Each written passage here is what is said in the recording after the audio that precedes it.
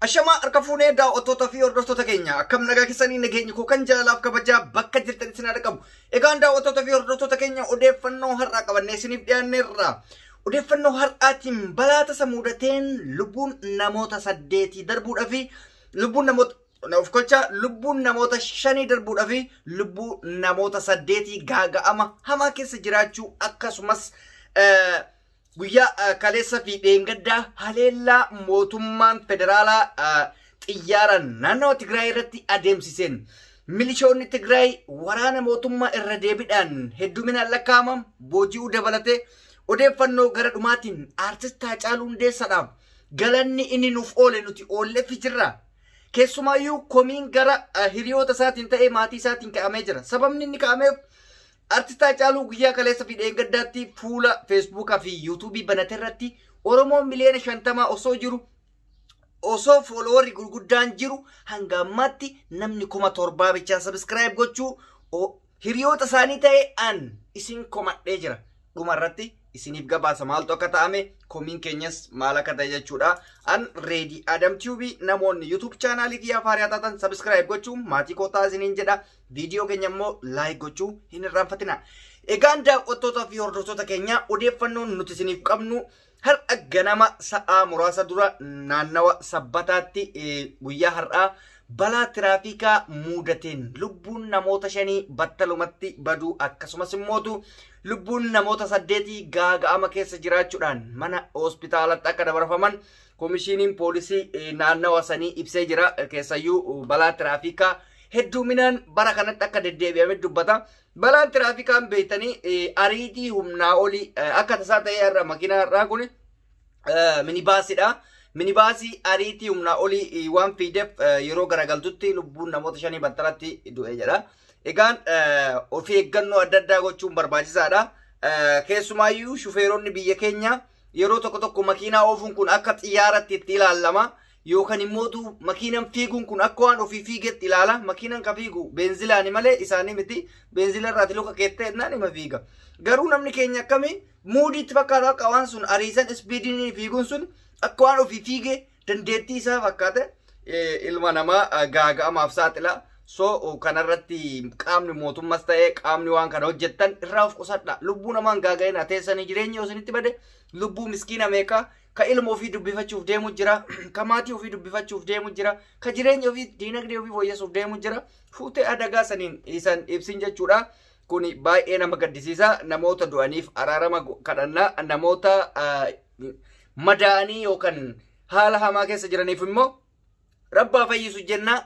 Kanuma isin hima. Egaan dhuma irratti yookaan immoo ajandaan ittaanu Halella cimaa makkalaakayaan xiyyaaraan waraana ofii kaafatee lola hamaa ture jechuudha. Guyyaa lamaan kana Tigraayitti lola hamaa san keessatti haa ta'uti ummanni nagaa Tigraay hedduun akka miidhame miidiyaan hawaasaa haasa'aa jira. Miidiyaan isa qofaa miti akkuma argaa turtanitti viidiyoo guyyaa kaleessallee engaddallee isiniif gadhiifnee jirra. Waraanni mootummaas harki caalu doorii meeqan osoo deemaa jiru konkolaataa isaanii gurguddaa waraanaa isaanii osoo deeman mootummaan naannoo Tigraay booji'ee harka isaanii jira. Waraanni ammallee baay'isee itti fufee jira. Tigraay fi Itoophiyaan haala hamaa keessa sadarkaa kufaatii biyyaa fidu keessatti wal fixaa jirti. Maaliif makkalaakayaan birgeedii nagas baay'atu qabamuu jechuun daangaaleen eegumsi inni qabu laalaaka. Akkasuma biyyattiin tun diinagdee isiin gadi buusu laalaaka. Wanni ofii walitti tukkaasan sun ibiddi isaa walitti oofan sun ibiddi sun maallaqaan dhufa tola hin dhufu. Lolli ammas tasgabbaa hin jiru jechuudha. Biyyattiin teenya tasgabbii hin qabdu jechuudha. Kanaaf rabbi biyya teenya tasgabbii cimaa godhu. Haalli amma biyyattiin keessa jirtu baay'ee yaaddessaadha. Asiin waraanni woboo wajjin godhamaa jiru waraana cimaadha. TPLF hojii akkasii, liyyuu hayliin amaaraa akkasii. Naannolee hedduutti mootummaa fi waraanni akka malee hosseenee jira. Mootummaan kun maaliif waraana baay'ata jechuun keessa hin oolu?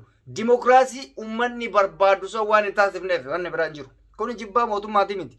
Bara hunda arginee jirra. Amma bara wayyaanes arginee jira. Bara hedduu arginee akka argine kanatti waraanni biyya keessatti akkatti baay'atu hin turre. Duraan uummatatu morma malee waraana hin argine. Amma sabana kana wanni waraanni jiruuf maalinni wanta uummanni barbaadu fi wanti mootummaan barbaadu baay'ee wal faallessa. Kanaaf biyyattiin biyya waraanaa taatee jechuudha. Biyyootuma adda addaa ilaala. Biyyoota akka Sooriyaa, Liibiyaa, biyyoota akka Yamanii kana rakkoon waraanaa maalinni waan waliigalteen hin jirreef waraan addancitu jechuudha. Kanaaf baay'ee ulfaataadha. Mootummaan kun amma kursii ofii erga beekee booda ummata kana waan inni barbaadu gaafatee deebisee fi waraana tasgabbeessee biyyi sun tasgabbaa'uu qabdiin dhaamsa kiyya. Dhuma irratti daawwattoota keenya dubbii hamtuu walii qabna. Nuti akkuma wal faarsinu wal qeequu qabna dhugaa rabbi isin himuuf. Ani warri miidiyaa kun nagaarramtan warri na hordoftan ta'e namoonni biraa jechuudha. Guyyaa kaleessa fi dheengaddaa guyyaa lama walitti aansinee waa'ee artistaa Haacaaluu Hundeessaa dubbachaa turre. Jaalalaa fi faarsan isin artistaa Haacaaluu Hundeessaatiif qabdan ka afaanii qofa ta'uu arginee jirra. Maaliif naan jedha? Fakkeenyaaf viidiyoon kaleessa hojjedhe irratti artistaa Haacaaluudhaaf yuutuubii fi wannoo sabiskiraayib godhaa fi kan maatii jedhee kaan isin maxxanse viidiyoo kiyyaayyuu nama 20 laal kan sabiskiraayib achi jalaa godhe nama 20 ga'uu jechuudha. Addunyaan guutuu warri fooloo 100 qabu warri 500 qabu yuutuubiin kun ka Haacaaluuti jedheetini namoonni gurguddaan sheer godhanii jiran namni seenee godhan jiru hanga ammaa artistii kana ga'uuf sabiskiraayibiin 7,000 sheemii miti qaanyii miti jechi fayyisaan jedhu dhugaa miti jechi caalan jedhu dhugaa miti yoo akkana afaaniin qofaa jechuudha. Artistaa Haacaaluu irraa sabiskiraayibiin kun ana oduu amma isaa kana bani naa godhaa jedhee bari beeka akka isin namni 7,000 naa gootan. Yaa jara kenna maali afaan qofaa wal jaalachuun maal qaba? Haamilee maatiitti horaa haamilee Oromootti horaa diina isaa mataa gaccabsaa jechuun callisaa ta'a jechuudha. Maali isin uummanni akkana? Abooma wallahi uummata Oromoo kanarraa dhalatu yeroo tokko tokko si gaabbisiisa. Warra afaaniin qofa si lana garuu arginee jirra. Maaliif naan jedha? Jawaariin fa'aa gaafa hidhaman.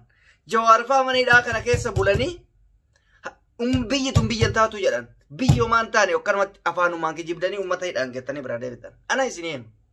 Ammas artistaa Haacaaluu ka duraan waan barbaade jedheeni amma mootu waa'ee isuma jajjabeessuudhaaf mallaqaa miti barka kennituuf.